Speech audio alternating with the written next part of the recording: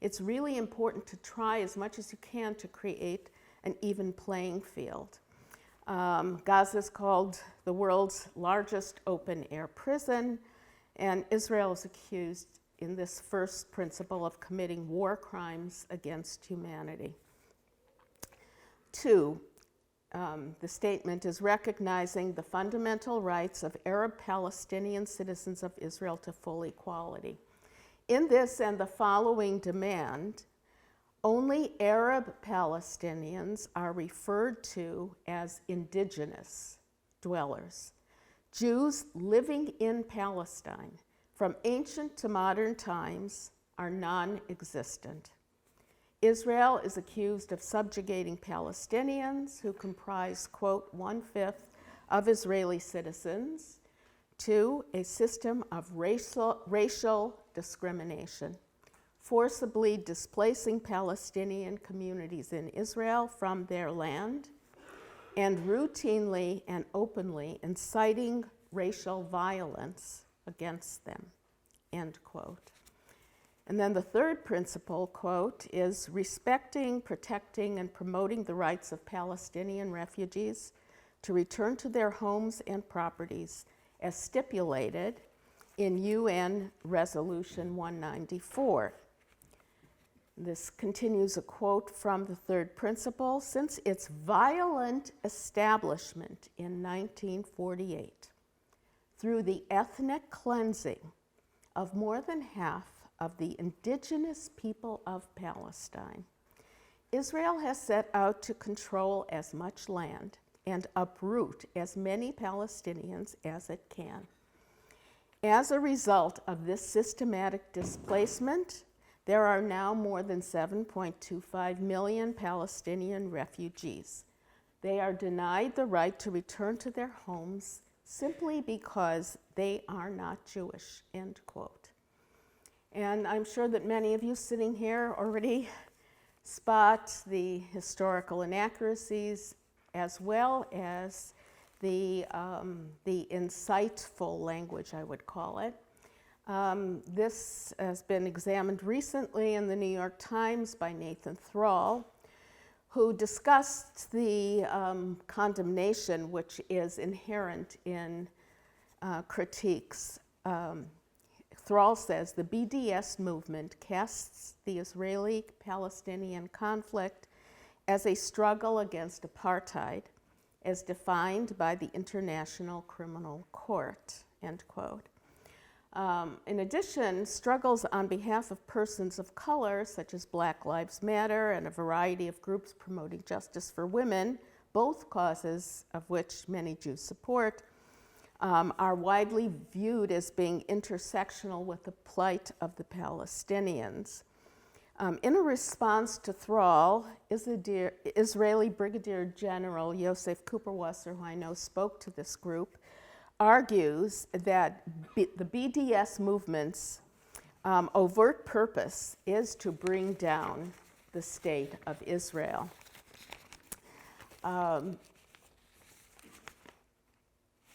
I would like to also talk to you about, in regard to this, the statements of Judah Pearl, who's the father of Daniel Pearl. You might remember that he was a Wall Street Journal reporter who was captured, and he was asked if he was Jewish, and he declared, "I am Jewish," and his head was removed piecemeal with a knife. So this is Judah Pearl, and he wrote an article for the Los Angeles Review of Books called BDS and Zionophobic Racism. I think this is a really clever nomenclature, because Zion, Z-I-O-N, Zionophobic, sounds like xenophobic, hatred of the other. So what he's doing is he's putting the hatred of Israel into the category of xenophobia, which is not good. Liberals don't like, I'm a liberal, but sometimes liberals lose sight that Israel is part of their world, and by putting Zionophobic into the xenophobic clause, it's really important because very often the statement is made that people who are pro-Israel are de facto racists, and that since all Jews are white, that it is impossible for Israel to suffer from racial hatred, from racist hatred. And by calling this Zionophobic, he's just in one word calling our attention to the fact that part of what Israel is suffering from is racism against Israel. Judea Pearl writes that the true aim of BDS is, quote, to bombard campuses with an endless stream of invective against Israel. BDS writes piercingly of some real, and remember the last session I stressed that there are terrible things which are happening on both sides, but the reasons for their happening are different, of some real and some invented outrages. And as much as some of these outrages against Palestinian populations are real, as well as those that are invented, what's notable about the BDS language is that there's no awareness, on purpose, no awareness of the suffering of Jews and the very real dangers that support the Jewish citizens of Israel. Here are some of Judea Pearl's comments on Israel's settlements and security wall, which receives so much hateful description. Pearl says, how can an honest person fixate on the wall and not notice the deeply entrenched triple-tier 100-foot wall of Arab rejectionism that blocks all roads to peace? Assigning guilt to one side only, again, this is Pearl continuing, is dishonest, reckless, racist. Israel derives no pleasure from controlling another people's lives. The current situation is imposed on Israel by neighbors who continue to announce that they wish her dead. BDS's complaints about travel restrictions on students in the West Bank appear grotesque in comparison. End quote. And Pearl points out, as I mentioned earlier, that Omar Barghouti, the co-founder and top ideologist of BDS, stated in 2014, Jews in Israel are not a people. Jews in Israel are not a people. The UN principle of the right of self-determination does not apply to the Jews of Israel. This is what Omar Barghouti said.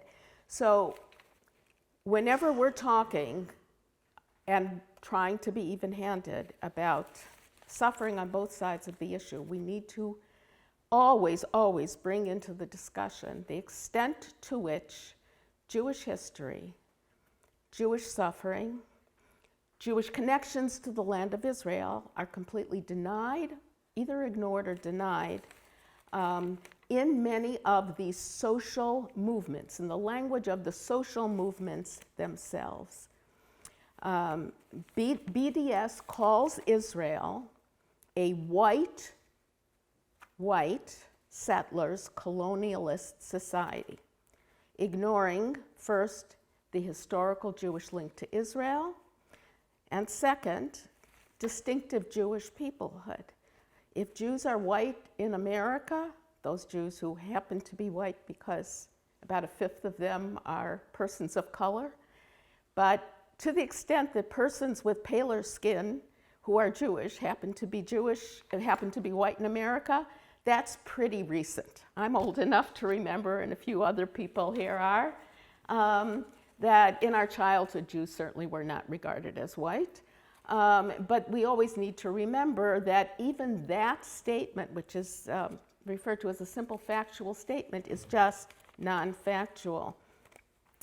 And then finally, Pearl delineates Zionophobia, the antipathy to Jewish self-determination, is no less heinous than Islamophobia, the antipathy to Islam and Muslims.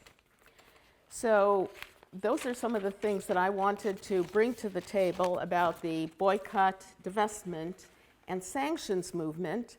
I felt like it was worth spending a little time on because it's the most commonly known movement. And it has been brought up, voting for it has been brought up at many, many American universities. It actually has not been adopted by many. But we need to understand that the language of the BDS movement is extreme, and it negates many things about Jews and Jewish history, as well as about Israel. Okay, the second second movement I want to talk about is intersectionality. This one has a lot of personal meaning for me because, as I mentioned, I'm an old feminist. And anti-Israel rhetoric has actually been common, especially in the international feminist community, ever since the beginning. So that's nothing new, unfortunately. But it has become much more egregious since the idea of intersectionality has been adopted by many enemies of Israel. Now, the idea of intersectionality, I think, is a really, really important idea.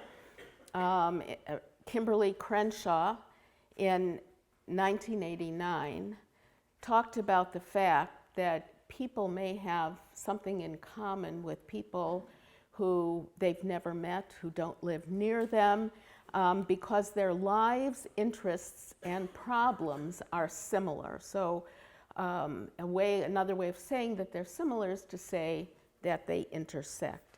One of the things I think is ironic is that the reason the Jews in the United States were so active in the civil rights movement, really, for many Jews, that was an expression of their Jewishness.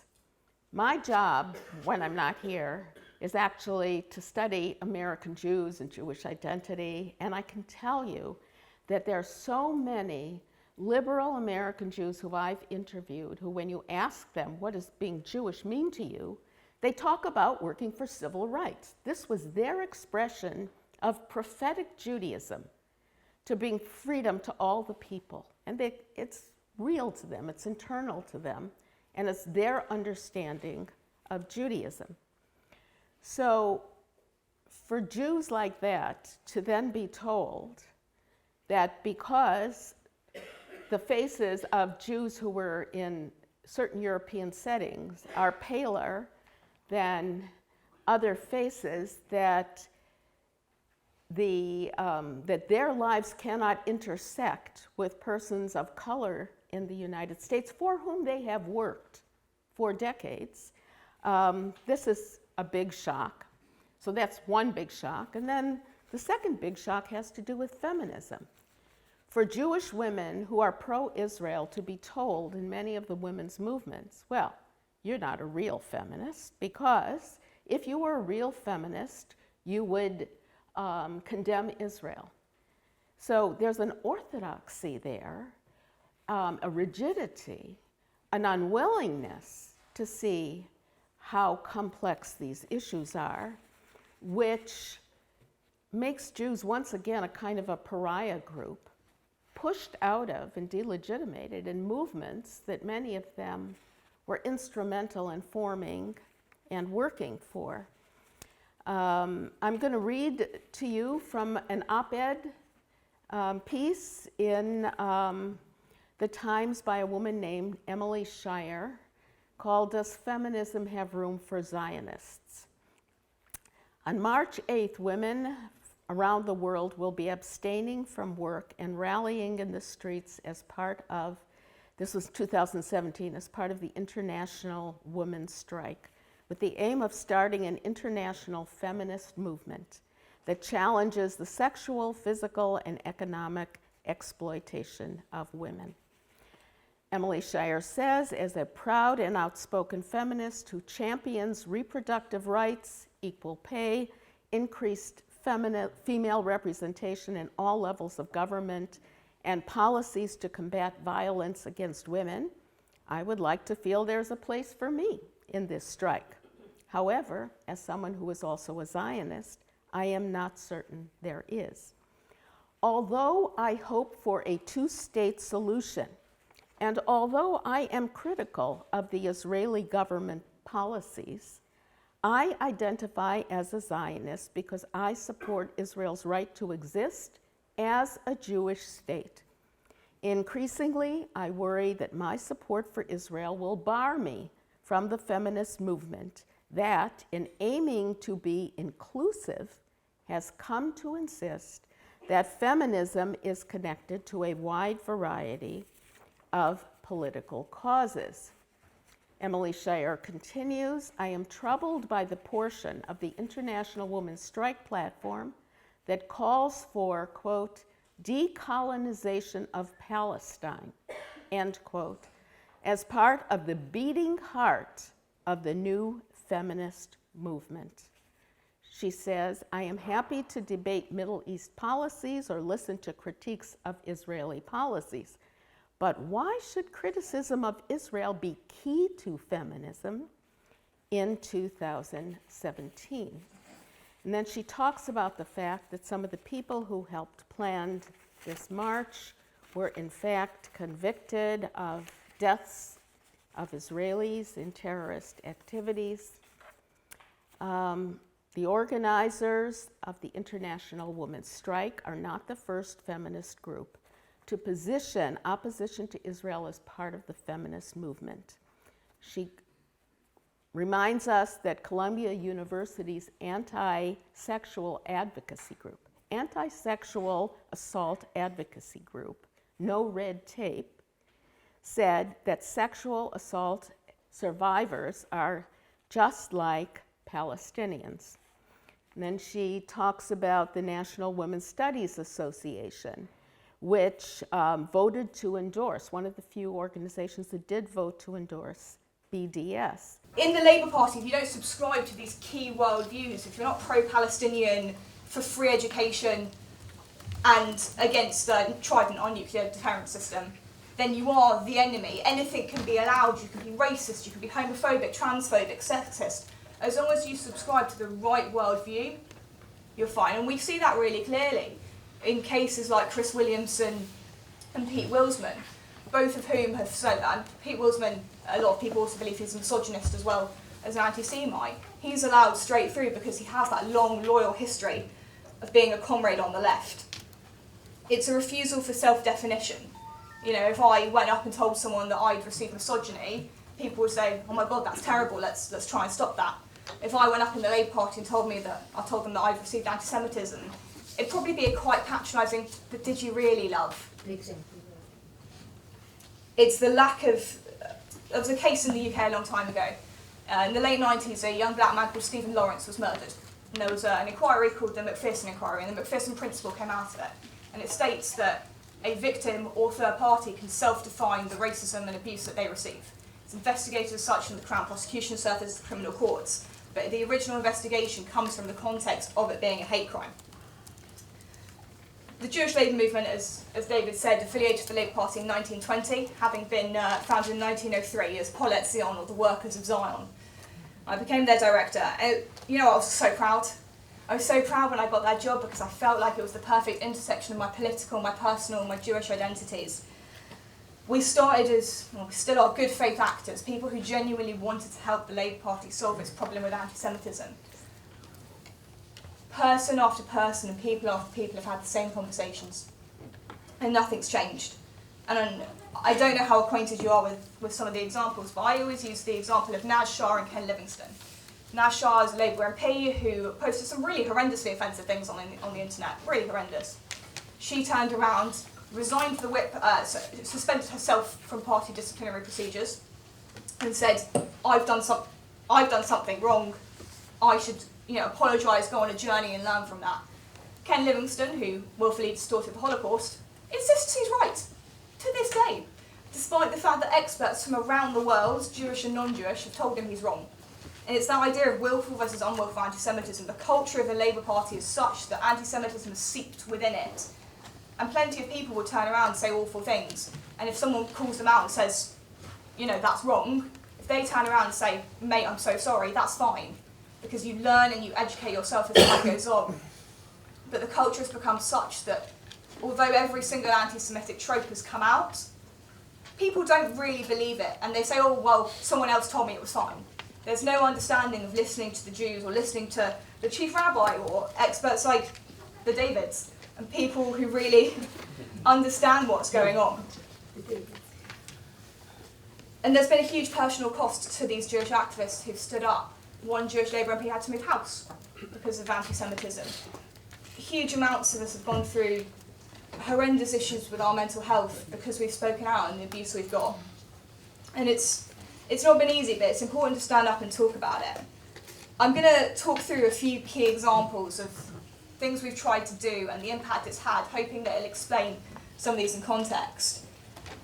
And David didn't talk about it much. This is called the Mir 1 mural. It was put up in the early 2010s. I think it was 2011 in East London. And as happened on the Panorama programme actually, the author describes it as the Zionists breaking, not the Zionists, the Rothschilds, apologies, the Rothschilds breaking the backs of the poor. So you see the Rothschilds pictured here with neo-Nazi hook noses as Jewish. You see various other symbols playing this game of capitalist monopoly, breaking the backs of the poor. The council, which actually incidentally was run by some people who were really heavily accused of anti-Semitism, and they realised it was really bad, which should have been a quite key signal that it was really bad. And they agreed to take it down. And Jeremy Corbyn posted on his Facebook page that it should stay up, that it's a really good work of art. This is found out, and Luciana Berger actually tweets about it on Friday afternoon. 20 minutes later, ironically, I walk into a meeting with the leaders of the opposition's office. Just a pre-scheduled meeting to introduce them to one of my new colleagues. And this is a stakeholder manager of the leader's office, someone who we had a very good relationship with, who we worked with. Not that anything really changed with the work we did. And we sat down and we said, have you seen this? And they said, yeah. That looks bad, doesn't it? And we were like, yeah, it does look bad. And they said, can you explain it? So we did. I'd actually never seen this mural before. It had happened whilst I was at university. And it kind of passed me by because, you know, freshmen, universities don't really notice much.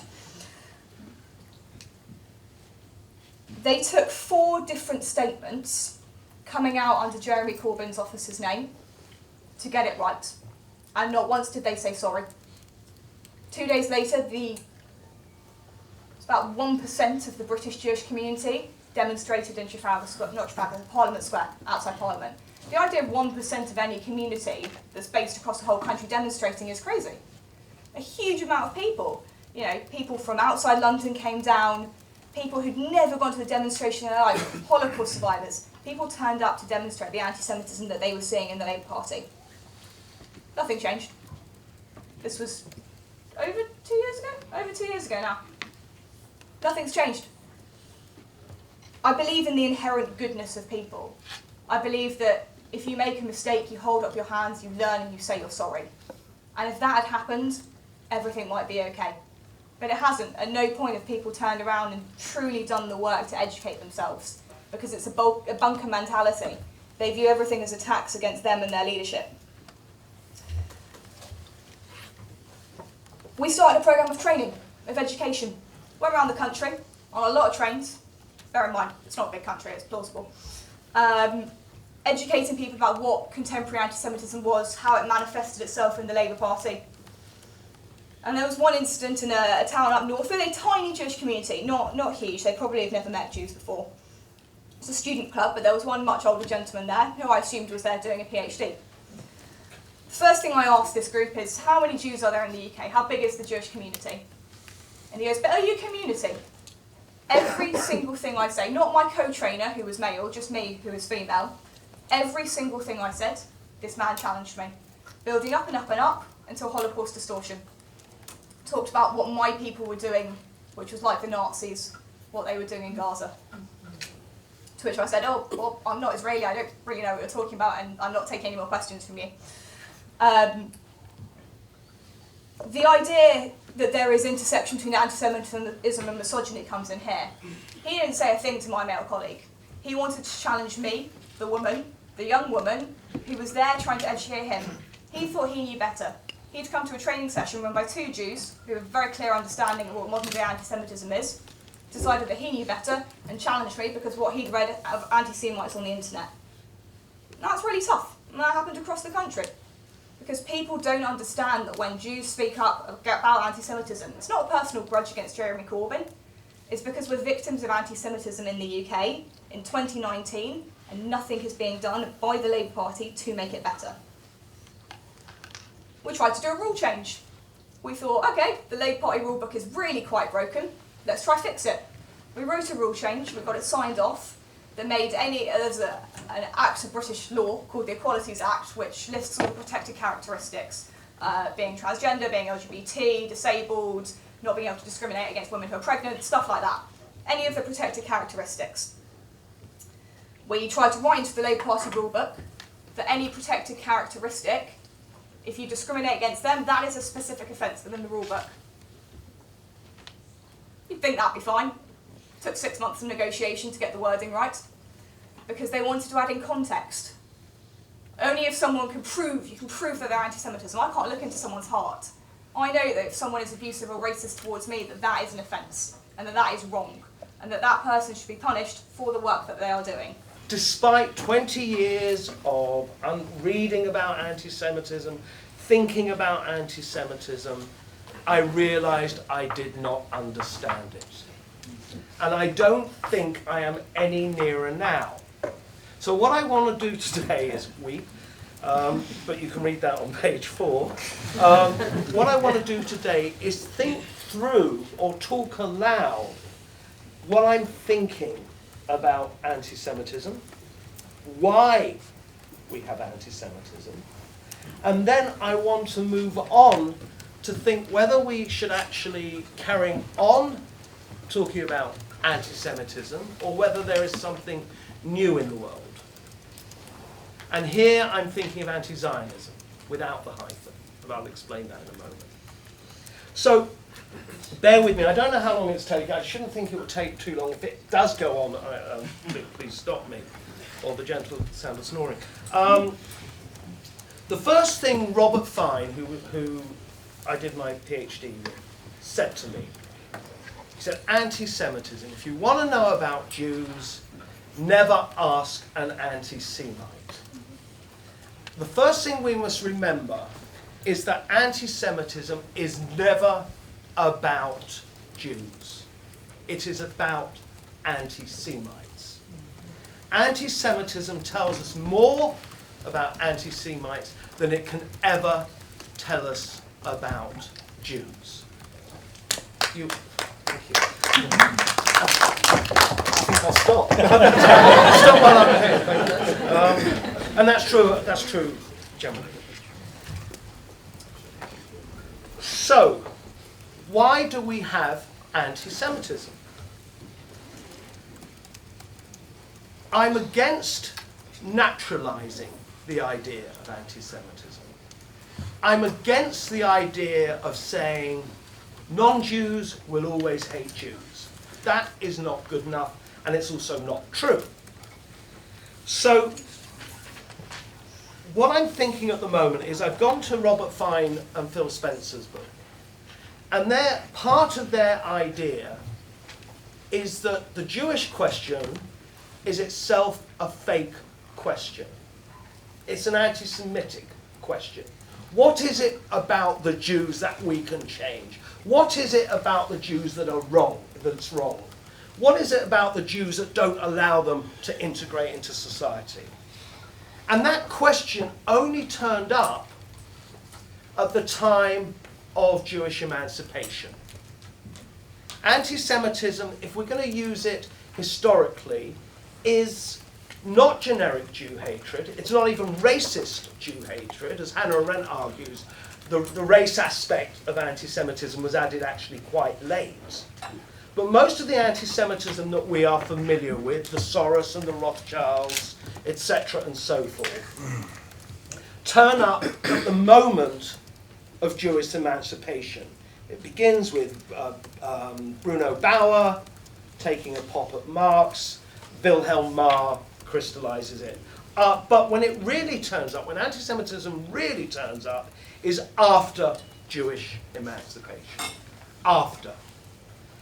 And it's here that I turn, also in Robert's book and Phil's book, to the question of ideology.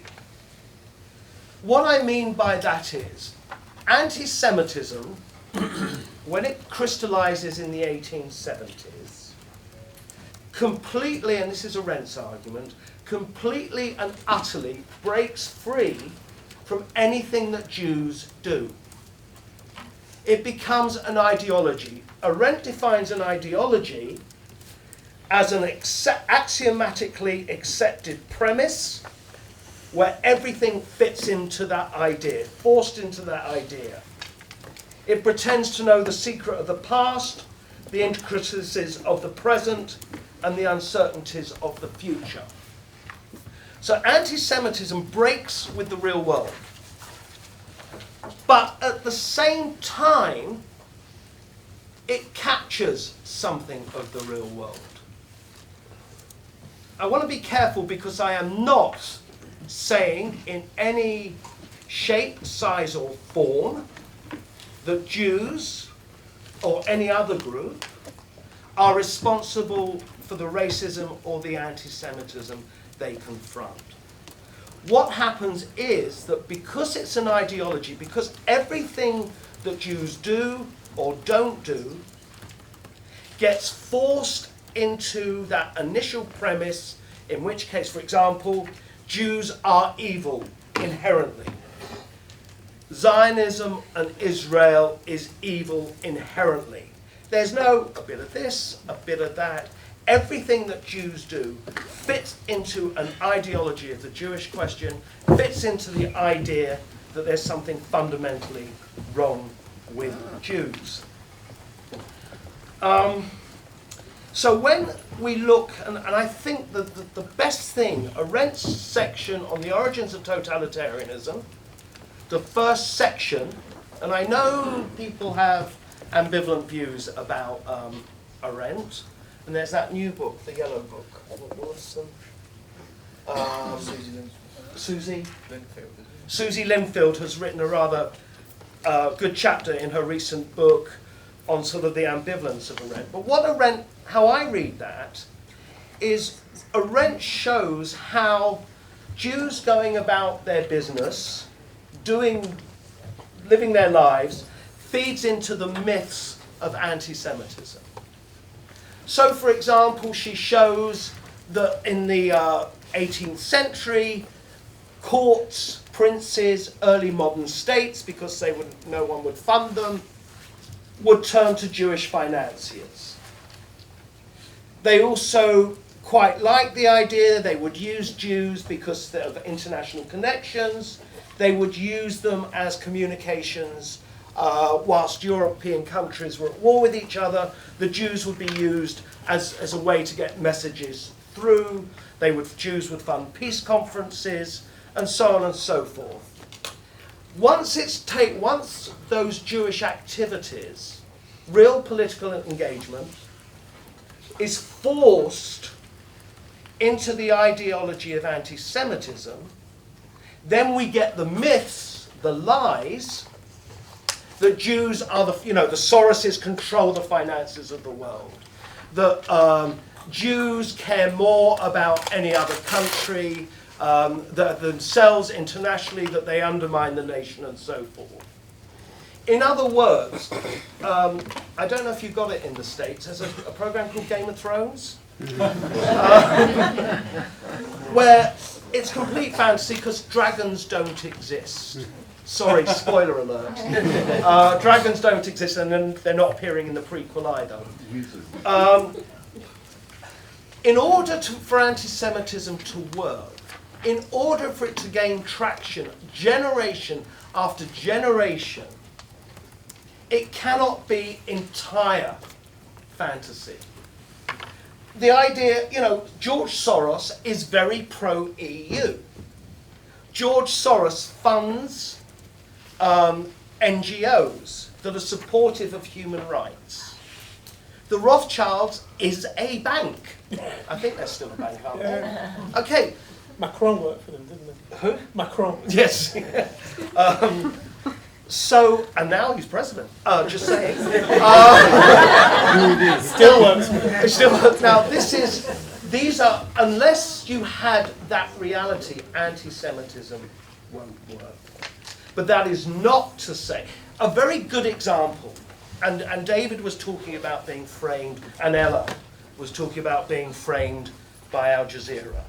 There was a documentary a few months ago where some junior guy, you probably know the story better than me, some junior guy from the Israeli embassy was shouting his mouth off on film, saying, It's the same one. It's the same one. Al Jazeera documentary. Give me the money, and I'll make sure that every anti-Israel MP is going to suffer the fate of the No, I didn't say fates. that. It was about Alan Duncan, he said. He No. wanted to take Alan Duncan down. Was Alan Duncan? Okay, I'm using this as an illustration, but thank you. Now, this guy was a junior guy. Please, if I'm getting the story too wrong for the point I made, so you've got this young schnip shouting his mouth off, promising the world to somebody. In a pub, wasn't it? In a pub. In a restaurant. In a restaurant. Thank you, Jonathan. Jonathan! Okay. I wrote the definitive blog about it. Okay. I don't think it was Rubens, which is unfortunately closing. I think definitive blog is an oxymoron. Anyway, this guy, young guy, shoots his mouth off. It hits the press because of the documentary. The guy gets booted out the embassy, that's that. However, this young man trying to be a big boy becomes the proof that Israel runs the British government. Jeremy Corbyn the next day is so outraged, he writes to Theresa May to demand a public inquiry, echoing his call that the Zionist lobby, which he wrote a few months earlier, is running the British Home Office. The point is that how else anti-Semitism works is something, a one-off, and not even important one-off, becomes evidence and proof of a massive conspiracy. It becomes mythologized. And when one is on the internet and one is complaining about the myth of the Israel lobby, you will always get, but what about Shalit, whatever his name was? As if that proves it.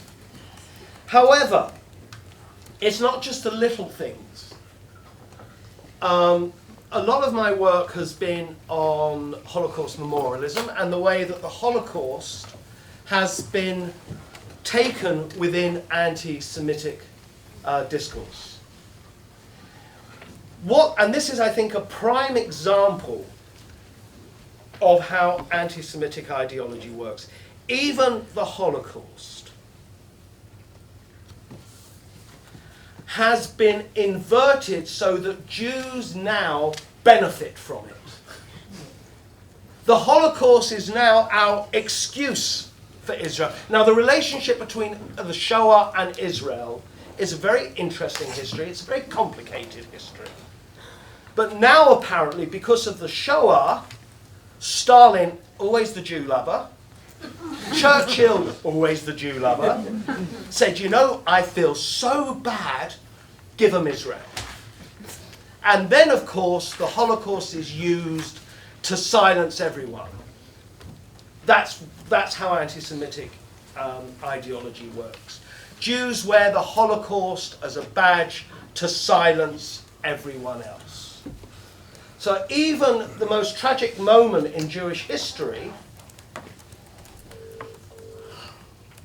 oh God, even the most tragic moment in Jewish history becomes inverted into Jewish privilege. Now, I want to finish off because this bit I really am thinking aloud here. And I don't know if I'm right. There we are, an academic who actually says, I don't know if I'm right. Doesn't mean it though. Of course I don't mean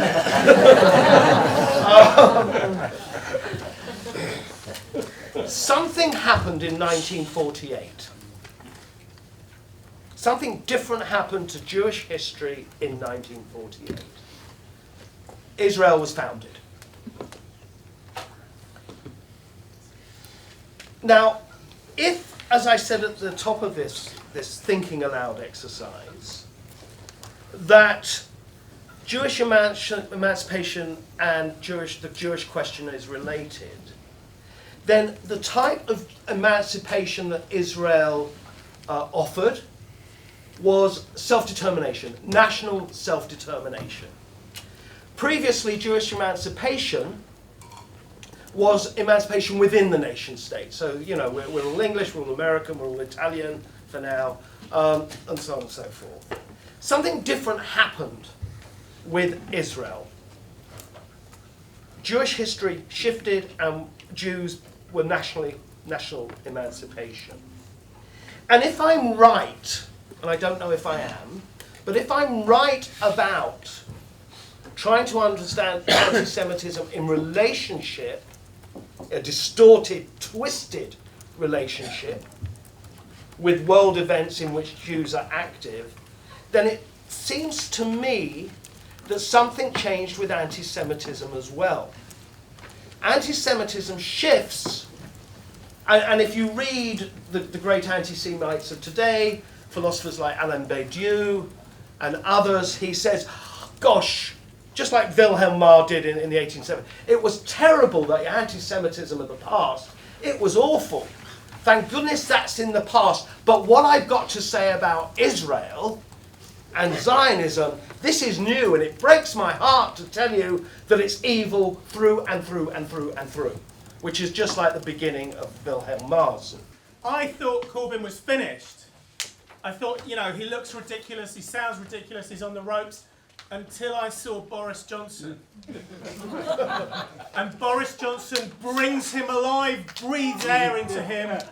Boris Johnson is going to precipitate a huge crisis in this country. He's promising to do it on Halloween, right? And there will be economic and political crisis, and crisis leads who knows where, but you can be certain that there are cadres of people on both the far right and on both the far left who are at the moment educating themselves to understand that the cosmopolitan elite and the educated and the people in the cities and finance capital are at the root of all our trouble, or that the Zionists stand between us and socialism. So I think any time I hear anyone say, well, isn't the right worse than the left? The real anti-Semitism is over there.